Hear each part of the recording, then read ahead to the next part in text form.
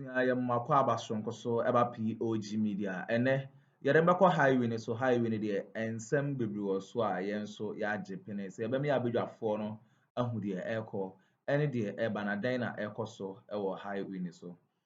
Ɛyɛ H.Adorye asan so aba abɔnten de ensɛm bi aba abɛto dwa a ne nsɛm wɔde abɛto dwa no ɛnyɛ ensɛm ketewa, all because of Agyapadie book ne ho nsɛnsɛm na sɛ ɔprɛse Akuffo the presidency and say I see an Akuffo ne nkurɔfoɔ aba abɔnten aba abɛdi na sɛ ɛnyɛ nokorɛ na Hobson asan so ne nsɛm a ɔde bɛto dwa no ɔkyerɛ sɛ deɛ Akuffo yɛ deɛ Akuffo was packinize sɛ ano ne nsɛm a ɔba abɛbiebie so no ɛnyɛ nsɛm ketewa na wokɔ ɔkyehene palace hɔ no a nsɛm a Hobson ɛde ato dwa ɛwɔ hɔ no Hobson ɔkyerɛ sɛ onim NPP no ɔyɛ obi a wajoin ne NPP amanyɔkuo no a ɛkyɛ sɛ secret bia na ɛwɔ mu bia no wayɛ ready sɛ ɔbɛ reveal a ɛnyɛ asɛm ketewa akora busua yɛbɛpɛ sɛ yɛbɛmi abadwafoɔ no bɛmi akɔ na yɛakɔ akɔtie nsɛm a ɛrekɔ so a H.Adorye ɛde to dwa na ansa na yɛbɛkɔ no wowɔ nsɛmkan bi a fa hyɛ yɛ comment section like na hyɛ ma afoforɔ nso ɛnsa ntumi ɛnka bi ɛdam ase.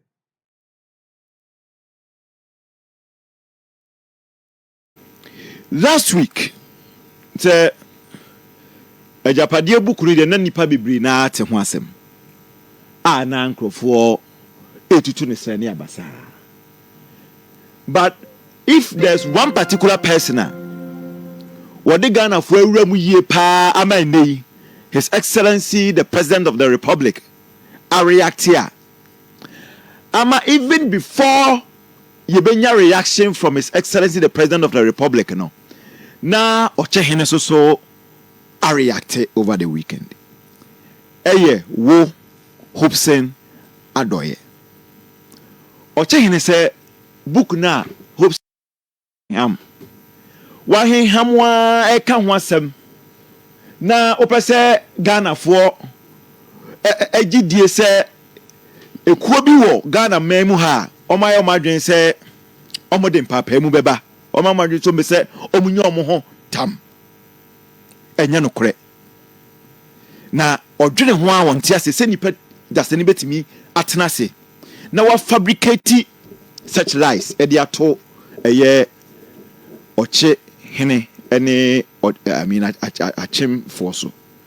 Of course, the President of the Republic ene ono so asema o kan say every single allegation in that book a fabrication na mi quote no or said the recent fabrication Agyapadie falsely claims a grand scheme by my party to annex state assets.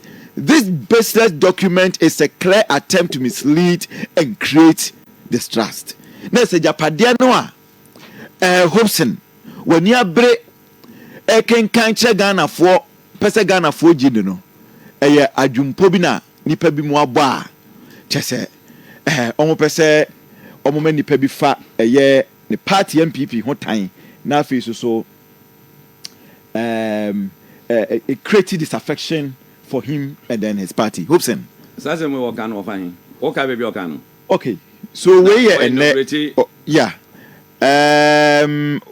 JBC board ne yes and inaugurate yes obi antie ne that president inaugurate JBC board Ghana Broadcasting Corporation yes and graphic communication then at times we see media mo mani na mutim meka se mi wa hase agem dunia yey be se achem phone omo ko school se JB dan kwa mo start omo nya kwan kwa brochire ni ade nto omo ma no so ko school omo sua de most of them are lawyers who di abroad na adwene be beat you one wasem a working wakwakofa and my party MPP was ade we mu Agyapadie we MPP wo abusia ko bi jiga na Agyapadie once what the party be fra what the party ba be for ho to save them one will not wash.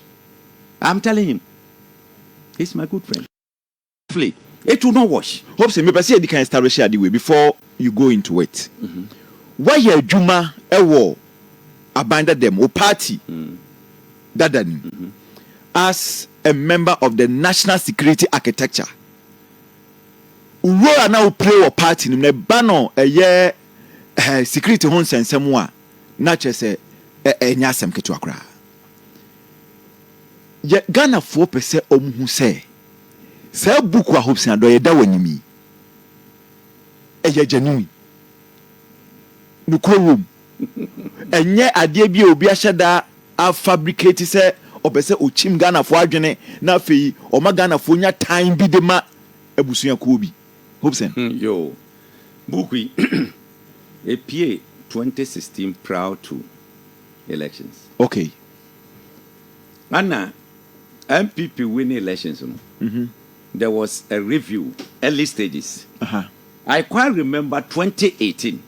Obia was a member of National Communications team of MPP. There was a meeting. Yabuabia someone stood and raised, say, document is saying number. Now, how are we going to handle it? If you find buy, document if you find buy. Oh, one of the maiden Nyabutre. Okay, me too. Someone make an TME. Me too, pa. Communication director said, document abani. Wanya be our kind. Now, emu Gabby was at the meeting, or Robeshe, I don't know, Mufantunche, say. Look, Enra, I had a conversation with someone.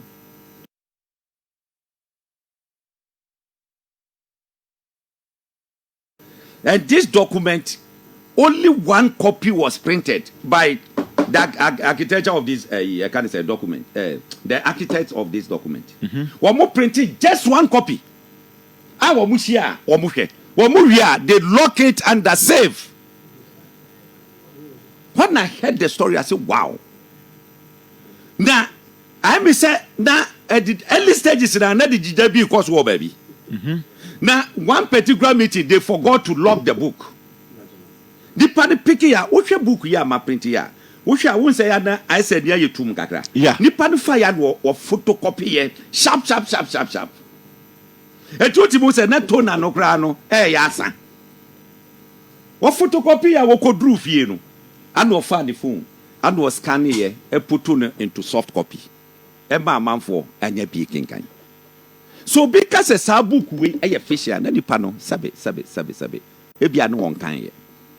So what can no analyze it? Binia. A break a crowd. What dear? Oh, your brepa. Young that time, and then make kind of forward no in full. First, they had me to tomb. At the forward, no. All right, I will be on my Facebook. Akroma 87.9 FM. Good. Book no. Yeah, Edda ho. Baby obekan bia ya de beto ye Facebook. It is uwo akonya so betimi aba Facebook a me patro ye driver ni a fa waso kekeniti. Ye mpese obenya asebia. O ye driver ni a o de ye waso. Enye se o fa phone no akọ bie Facebook na afi akọto nkrofo magu. O de fa waso tie. Na mom wa akonya se obetimi ahwe ne de o de bra Facebook. Na ebehwe de Office&Leaks kan but Office me bansa COVID organic tiger nut powder e so nya bisamri bia ade na duro no kope COVID no na e de fansohye de ohia ni sohye na fagum na fasi wanim na fa nyanto boase pa we 100% organic a ma unipadua no papapare we diabetic atimi ha u sugar level ne be ko Allah sugar level no ebeba forma ma papa ade a wohia eyi covid o moja no so betimi ade afurusani ye hwe o blood no yesi efe bi blood pressure e wo form a enye e koso so dia wawu president ka say or specific say NDC for natural book no hey NDC for natural book ana book no ye adwuma ehu akoye say obi aka say Tremoniatro Bible ama Christopher said for the normal finance sorry. Na Christopher de sa pepe and no person watch the end. So now yanko the forward first paragraph. Was it to our future made up of the present and the unborn, for whom this will of a nation is being prepared, to our foremost king of Oripeni, the progenies spread across the world, for whom and to whom alone this sacred document is prepared. Near all patch in say, ye share ye dachi. Eye ene. Any ye money and nan and counsel more ye womu. Womu, and ye or man yin na Agyapadie, Ediama womu. Now, ye, henia, chese, no dikan. Ye friend no, or for a penny. Wono, and no more yes, sad ye when you na so. Ediashen and Munyam. Muntia you. I don't know more Ediashen and Munyam. Yeko.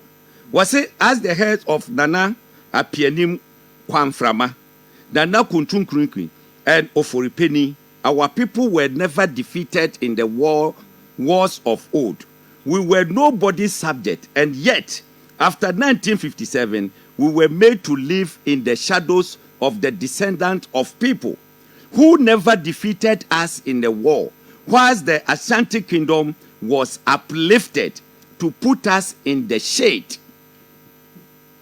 We are certainly now with you.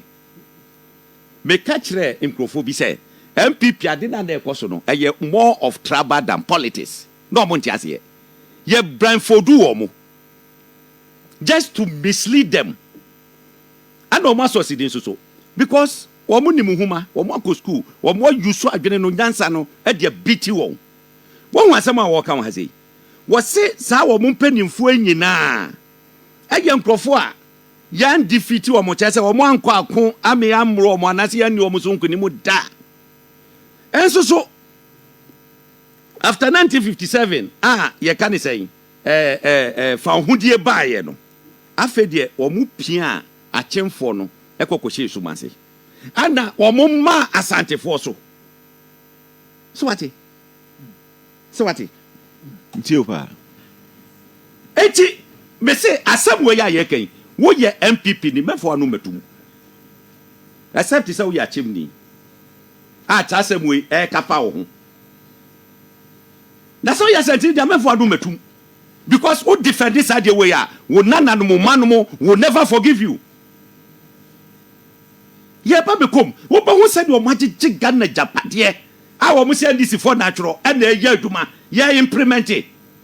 Jesus Christ echedidi yama asante eso ade aka achemfo ahye eti say de wo manya kwan no muntie na edidi so we say with arrival of Nanado we see the rebirth of second JB Dankwa who has come to rescue. So what you say Akuffo Addo akonya itie second JB Dankwa na ba no eti oba beje wo mo afri suma no mo hyemu woti hodom say ya wo metu munti wo defende you don't know she was it fully cognizant that we were currently part of modern nation of Ghana, the name of which was originally proposed by the illustrious son of Opolipenifie of Ochimai, JB Dankwa, and aware that it is currently made up of other diverse people. We have to assert our old selves and ensure that we no longer continue to live in the shadow of other kings and peoples whose forebear we defeated in war. So what you say? Say no. Omo ba be make sure say ene Ghana ya ye wo mu ende. Eye wo mu ankasa wo mu ba wo mu papa wo mu nana ye Fred JB Dankwa and the proposal din no. And no proposal din no so no. Aba no ama ya kwa lift nkrofo foforo bi. Ya lifting nkrofo foforo bi. San nkrofo foforo ne he asantefo. So when they no. Eti these are some of the things. The next was in spite of our tremendous contribution to this Ghana entity, Ochimai has not been credited with the appropriate health and grandeur that we rightly deserve in recent times. Eti ebi fi say JB Dankwa de share ekonase. Woye Ochini and up to now yentimi ma wo musuye. It is said na Akuffo Addo abadia and the society be more so. Mo trimpodo. E where you forward no. The area ba be nsem no so. Mo yem be hyehye ene. Hwe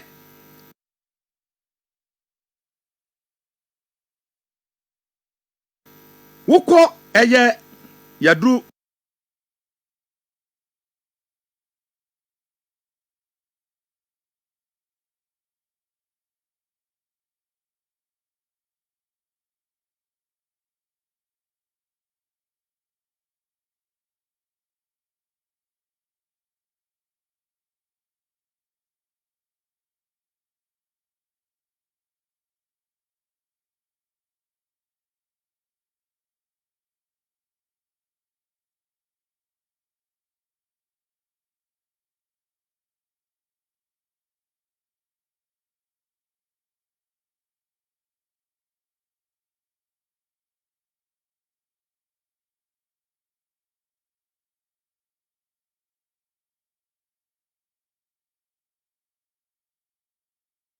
you can't say. Paragraph 5 was it currently with Nana Addo in total control of the whole entity of Ghana, we have a duty to ensure that we take over the commanding height of essential fabrics of the country in order that even in the event that Nana leaves the scene after the mandatory 8 years, the sons and daughters of Ochimai will be firmly secured and such control both financially and economically that we can no longer be ignored in the battle to control the destiny of Ghana. Say ya Nana Akuffo Addo abai awabedi oma yisui. Eye omo asede se omo make sure say Ghana sikasem Ghana Agyapadie omo betimanya ni nyina aba Ochimai ama omo ma ene omo na nkanso amo a take you over. Send ye be ya omo ka se Ghana mpunu na epunu. Adodie was it easy for the joy? Hey, and easy for you, the nation's prophet. What do you call Betty? Was it to achieve this? We need to appropriate the fundamental economic and financial levers, which would guarantee such control in years to come. Very simple. In doing this, we need to be strategic. Munti haseo, as antifo mumia wasum na munti. Mumia wasum. That is paragraph, you can't say, 7 or so. Paragraph 7. In doing this, we need to be strategic. We will have to work with other people from some of the diverse ethnic groups, including some carefully selected people in Ashanti and other diverse ethnicities or land. This will make them believe that they also have a hand in the pie. It will obscure any suspicion that the project is essentially an Ofori-Penny project. This point is crucial because with electoral politics, we have to have our eyes on the numbers in the electoral process. We cannot be blatant until we are completely secured in the endeavor. It is especially so because so far the Ashantis constitute the single most populous ethnic groups in the country.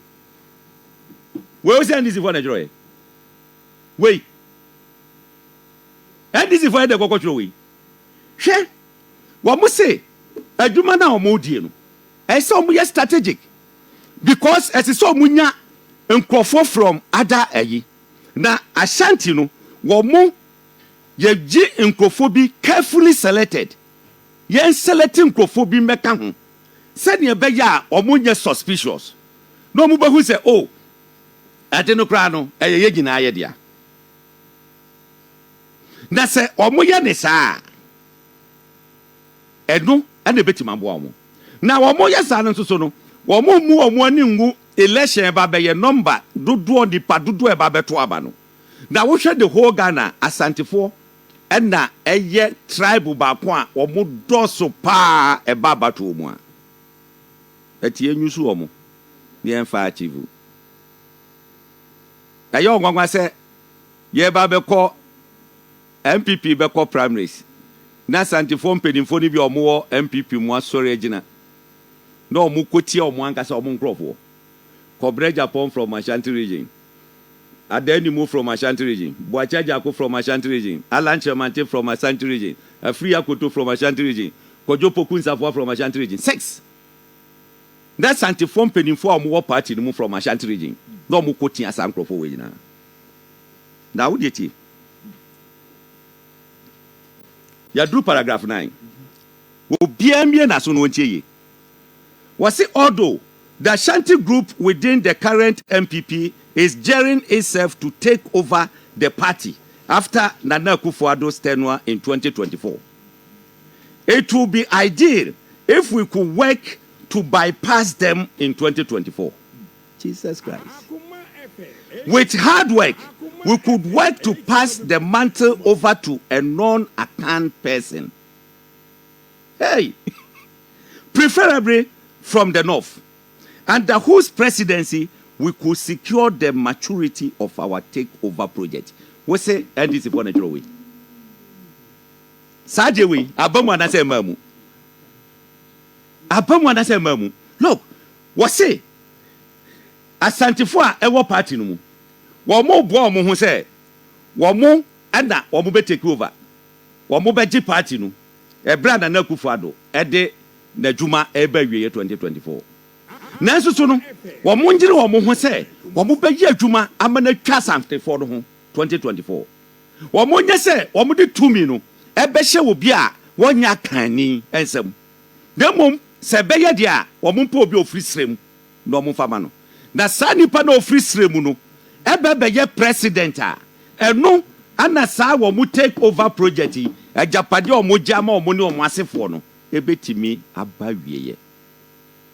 Hey, and na me no ka say MPP flag bearer of river office so office yeah just say we aboma na say mamu. And surprisingly, say book way by before the primaries, right? The presidential primaries. Me say 2008 communication meeting you release Addo. Eje plan, eje nchehye e cost one by one. E cost one by one. You mean 2008? What say? Was it 2018? 2018. Yeah, 2018. Na bushia sa abushia omo ka omo ho asem wa he. Hwe omo symbol ene da yinusu no. Enya me na bitwiro buku we. Enti buku ya ba na mo symbol da so. Na se ye ka bia. Wo ma me ka se eyayi. Na obi kwaka obi obeje adi no. Esese ekwohwe ne tim.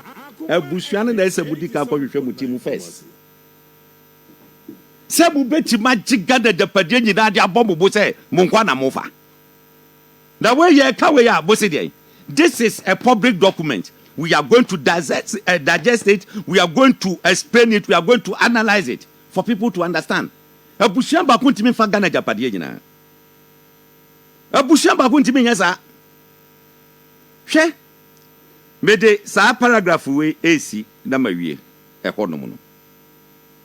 We say to be specific, we need to strengthen our effort to control the mineral resources.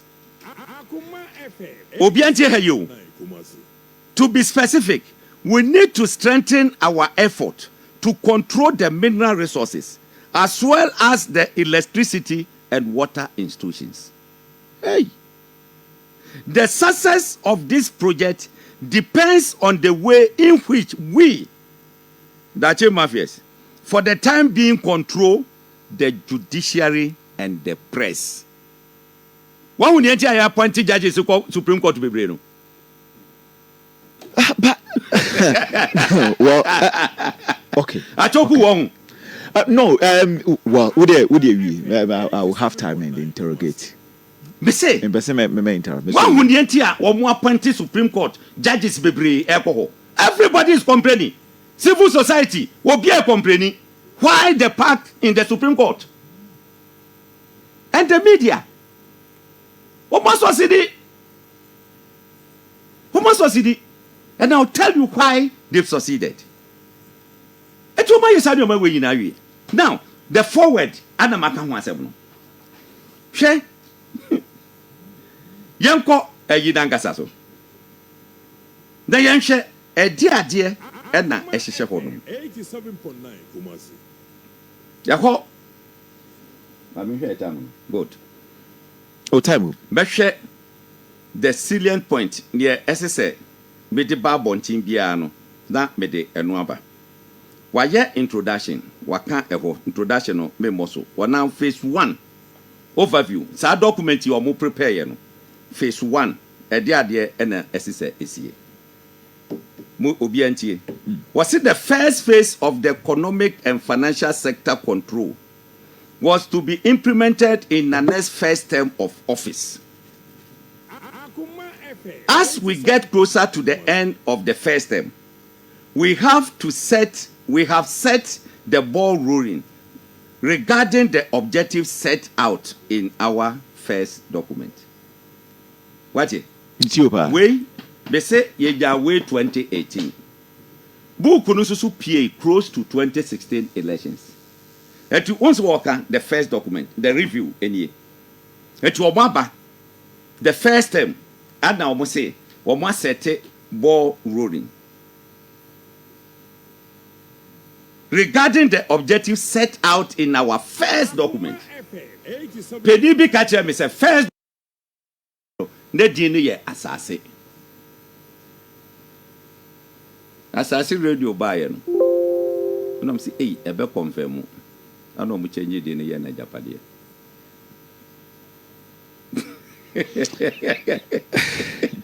Ahaya Akoma 87.9 FM. Mabatu Difficulties largely due to some pitfalls on our part. For example, the control of electricity sector. The control of electricity sector could have been handled better had it not been for the greed of some of the non-Achim elite.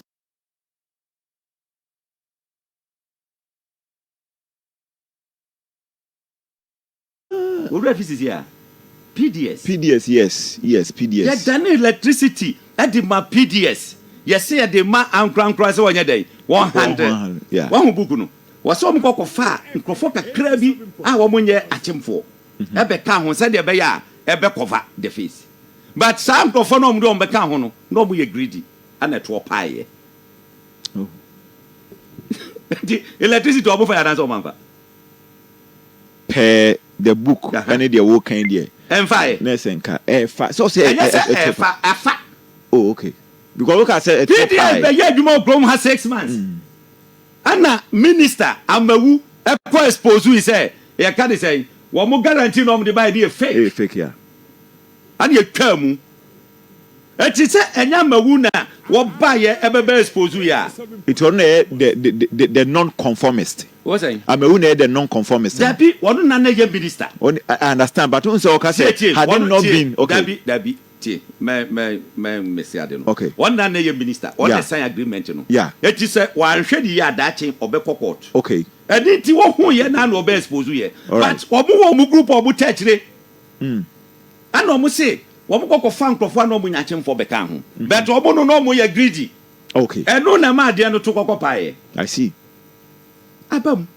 E ti ndisi for atro. Ana mo implement it. Eish. Hey, Mr. Ghana for Agyapadie a yenkola esiso mu benya. Ma yentrase e mabusuan ba komfa. Book way. Say ya me Bible. Me da me kan, me sorry American. Ne mu sebo hu. E mu sebo hu. Hey. Hwe. Say ene ya na ye kan say. President Koko eyeyi be pese muhu se nyoma ni bi wo hono mu a enne na wo kokko gina ho ka se NDC for na atworo no tie the takeover of GBC and the acquisition of significant equity holdings in the GATT assisted banks represent our strategy for direct prey in the commercial banking space. Oh, me kan CBG, sorry. Beko can say GBC there no right. Under media control. Okay. I will go there. Yeah. Now, over a year, walking about banking. Banking. Kwanya ombefaswa omobe take you over the banking. That one is the phase 2 of the implementation of the document. One more kasa about banking and then insurance. Now, in the book, almost it is said, as I say, SIC, a government insurance company now, as is on ensure all government properties, everything. Yen piano is in chain. Yen konkofa enterprise insurance. Eye kenu for H.Adorye and famra. Abamana se mamu.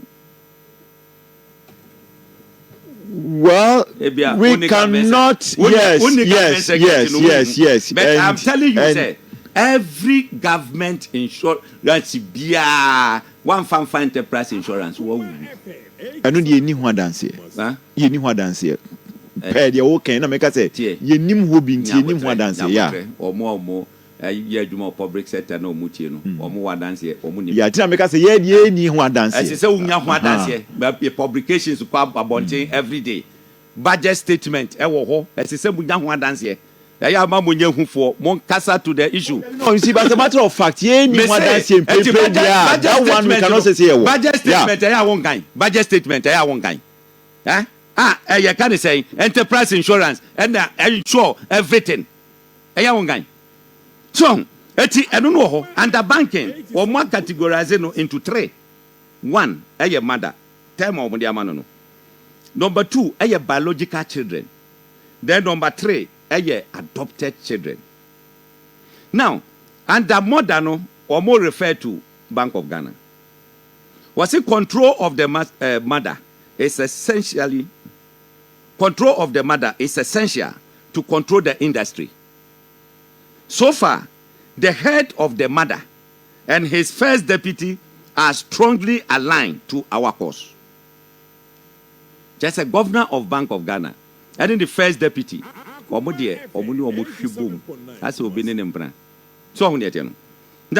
they are from our compound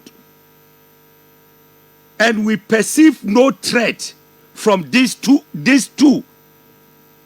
What free a compound? Free a from Massa. Sir, governor and the first deputy, no, according to the book, no, or move from Massa. So, it's a humba okra. Ghana. Mammy and Ghana and Ziwa.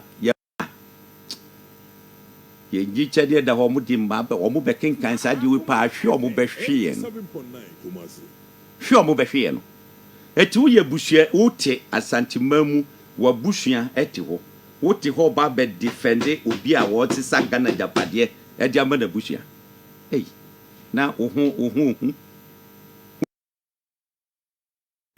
eti wakasa di we the second deputy appeases the gender advocate and is also not a source of discomfort. Just I don't know, one from compound, but we didn't send a gender issue. When you said the second deputy, no, or your buyer, Etino, or don't know, just a one year BBA, a how margin. 87.9 Waka baby, was it in that situation? The first deputy, sorry, I said my butter baby. Was it in vain? In this vein, there is no need for changes in those places.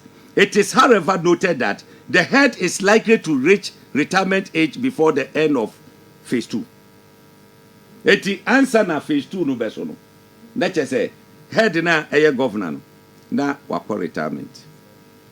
No wakọ retirement in that situation, the first deputy would have to be supported to take over.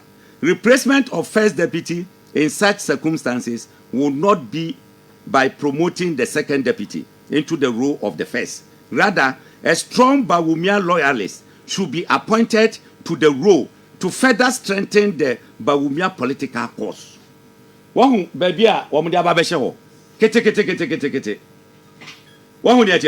Now, this is in line with protecting the legacy of Nana, could enable us to sidestep and further alienate the Akuffo fashion. Ahana semono wo. One when you grow from market, one man from Munsanga. One more year when you not yet get Akuffo fashion na film. So what happens to Dr. Matipuku Prempe? What they find to her? But me read book no mo, me ba ho. What do you do between ma a man for enya we no. So on yet no, yen can fi on. That is the mother. Now, biological children. Was it that these are banks in which we should have controlling interest? The collapse of local banks with ties to the opposition, NDC, and other rival political factions during the cleanup operations undertaken by the mother, which is Bank of Ghana, was a resounding success. What would be a say resounding success?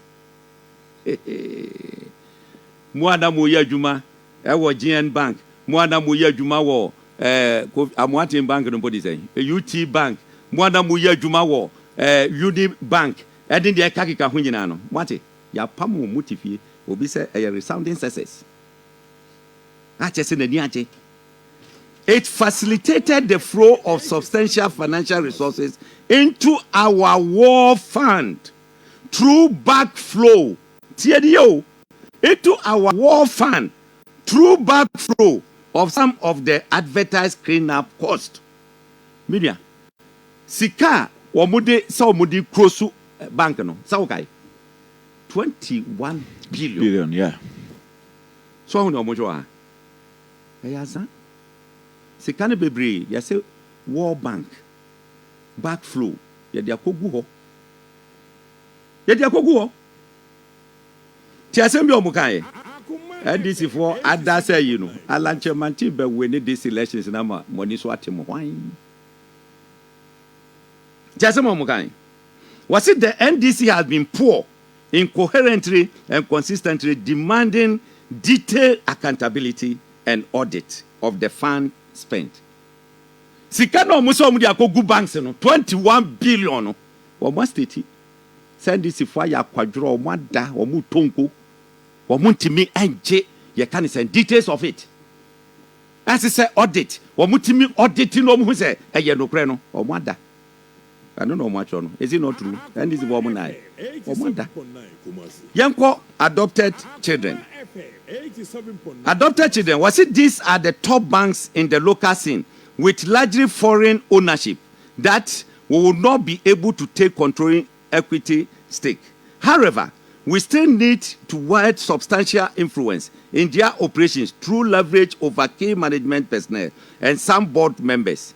The aim here is not necessarily direct financial contributions from these banks, but rather to assure funding for private businesses aligned to our cause. Money laundering. What here the befa? Bogu na juro. Enye so mu person munya control. Me aban na be appointing MD because bank ni nya odia. Eti na ya adopted no. Eti so munya influential people on their boards and ye can say personnel ebi omo ye kan kwa be ko do be bo say we say eyi absa ba be kwa say omo use diplomatic means no mutimi influence appointment no from South Africa na yemfa omo nkrofo bi enkonko hye hodom to on the twasika no mu free yi na eba na egumu sa na ye twenko enti sa adopted children banks no ebi ye absa eco bank this be Stanbic ade ne ekakeka ho ya tro ni nyina e wo buku yi mu wo se den e fiction ha ba min kan eco bank wo de no na entimi nya ni yie pa na manfo enya ni yie eco bank tie ni omo ka because so wa hu botaya wo mo de wura sa banks no se enye so mo pese mo control dem mom ese se management board eni ade no wamutiminya influential people. Enti se sika bi ba wamudi be yo mo private ya e fa ho no mu a na boko ni atwea fam ni ade ko book no neka mebo ni pa bi a ya boni din wo se oye co-writer mebo di din a kiro bia Kokotu under Ecobank. Was we have two routes of entry into these institutions.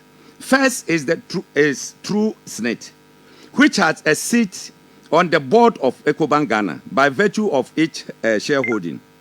This seat is occupied by Director General of Senate. In phase 2 of our agenda, In phase 2 of our agenda, Kofi Bosompem Osafo Mafo, who is a Deputy Director General of Senate, should be made the Director General to give him the seat on the Ecobank Ghana board. And then Minu say, find the Director General Senate. Osafo Mafo ban. Kofi Bosompem Osafo Mafo. Agyapadie 2018. And you are telling me, say, a fiction. You are telling me, say, and this is for natural. Ish. Then this is for Munshasi professor. And I didn't have me. And them, defe. Et il y a some number, Somuga. Ready. Share insurance. Now, me a car SMB. Now, so dear, we need evidence. Betty. Insurance no omo group unity say say omo group banks no pepepe. Your mother, your biological children, and then adopted children. Mother no, was it the current team at the helm of National Insurance Commission, especially the insurance commissioner, is well aligned and so far has worked effectively in furtherance to our objectives. So what? The commissioner of the kind of National Insurance Commission was it what just say oye doba. Ejuma wo die nyina no eye ne papa kuma pe ano oye. This has underscore a clear understanding of loyalty to Nanado and our broader political objectives. You commissioner for National Insurance Commission di mami. Yes, I said here, just say, what you loyal to Akuffo Addo no? Anna, what more political objectives say, what more the control Ghana no? Was say Papa no ye aligned to it. Wakika can win na ewo. Who biological children na tieni oka o. Say National Insurance Commission in the under Ghana more than Akwago is a Bank of Ghana. Eti yeba biological children. The enterprise group is the dominant leader of the insurance industry, and its position has been strongly enhanced since the coming into power of MPP government in 2017.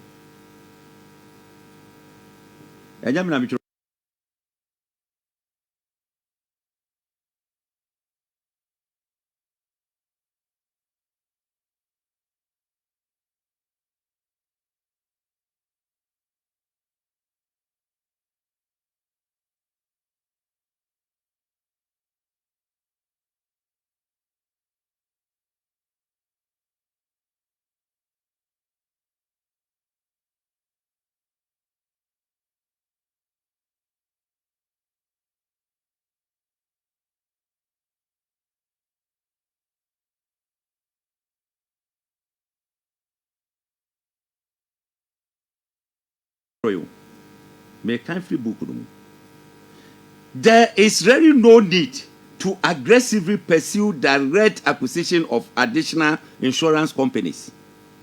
Somebody. The phase 2 of strategies for continuous control, including the following: 1. Continue to push major government insurance deal to enterprise insurance. Me say enterprise they say on say can for that yeah. On the word answer say media. We should continue to push all government deals into enterprise insurance. 2. Sponsor elections of candidates to executive positions of key labor unions such as NAT, NAGRAT, UTAG, TUTAG, GMA, etc. so they can influence the appointment of enterprise trustees and Enterprise Investment Limited as trustees or fund managers of tier 2 and 3 pensions fund of those labor unions. Look, Ajumayefo akatwa yetete, senator yetete, eni ade no. Aban say wa chichemu. Eti aban ebehwe efa.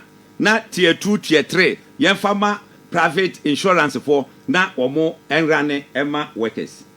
Eti edrusu a sa group we wɔn bɛtam sika kɛseɛ ɛde ama wɔn pɛ ebi anat yɛka ne sɛ chairman nagrat yɛka ne sɛ chairman GMA ɛde deɛ ɛka ho no yɛn tam sika ma wɔn ne yɛn make sure sɛ wɔn awene wɔn wene a yɛka sɛ yɛ tier 2 tier 3 sɛ ne yɛ a na wɔn di akyire wɔn ntumi nkasa ɛne nie ɛda black and white. Black and white. It is so be a case. Hey, I do with ye. A fictional. Na mintias adopted children. Was it there is no active strategy for influence of the other insurance company beyond appointment of the board and senior management of SIC Group? The SIC there. One much that ni proper strategy bia. No beti maya ani say. Board no senior management no because no o ma ye no redundant bibia nkoso wo bibia ekọ enterprise insurance anti ho o mo kwa waste time aye den ho no so wo ne ete no eti senior management board ayi no and o mo fan toto keke no mo nyi o mo ni no mo pẹ o mo ba bi ntra and people are saying again say Addo aye fiction Adya and someone be nyina happen one after the other. And people are still saying say a fiction. Hey, one who from fire channel say, oh, and maybe I'm here. What be that? Oh, that be me, be brother. My first time I achieve. A biana equasono. A biana equasono. Me say, someone called me. I don't say, that the way me gidi a make ho asem me say me gidi pa me reason me say bibia wo mu bia ba one by one ya na manfo na edit ya na me say me copy we me print ya che obi anya ye no edit ade no kwaso 87.9 no na nipa no ba be ka kire me say the original document was called as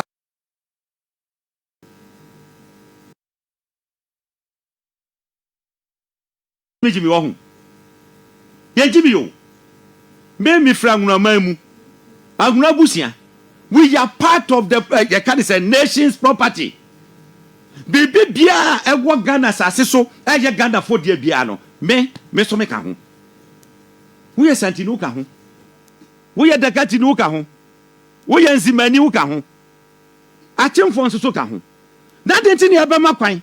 Ama busua ko baako asesa ni nyina 87.9 hwe me ne wo ka say about Bawumia and oil and gas ti ade huhuhu bia wa say de yewi amanfo beti ase de enti agalam say yentimi ntu ase da no amanfo beti ase ye ba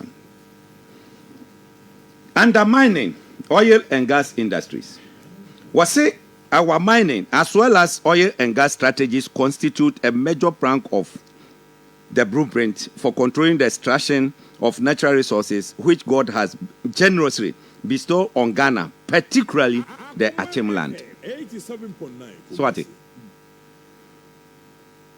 After I say, growing environmental factors are rendering risky our use of illegal small-scale mining, galamsey, as a source of financing our political objectives. So what? Just say, we should send wamudi galamsey and the pesika. Say wamudi best support to wamu political strategies in adena. Risky. Wamu anhweya. Ebedru baby no. Wamuntimi ento asubium. There is therefore the need to roll out a more rigorous legal means of controlling significant stake in the legal gold value chain. Was it to this end? A careful look at the approved concessions should be looked at, as Santi Bedietuo is to lead the process to take over these concessions detailed below and consolidate them into the extended Agyapadie LLC incorporated in Jersey. Hey. Nkrofo ya BTA. Oma BTA. Agyapadie. What the media for them follow Agyapadie story no. Yes, Agyapadie company bi a ya register wɔ America man mu wɔn na ɛba bɛhwɛ ama yɛ gold royalties no wɔn bɛgyegye ɛne ade na yɛkɔ ase a wobɛhu how a they've planned a wɔn no ɛbɛtwe the chunk of money ɛde akɔ wɔn ankasa wɔn ɛso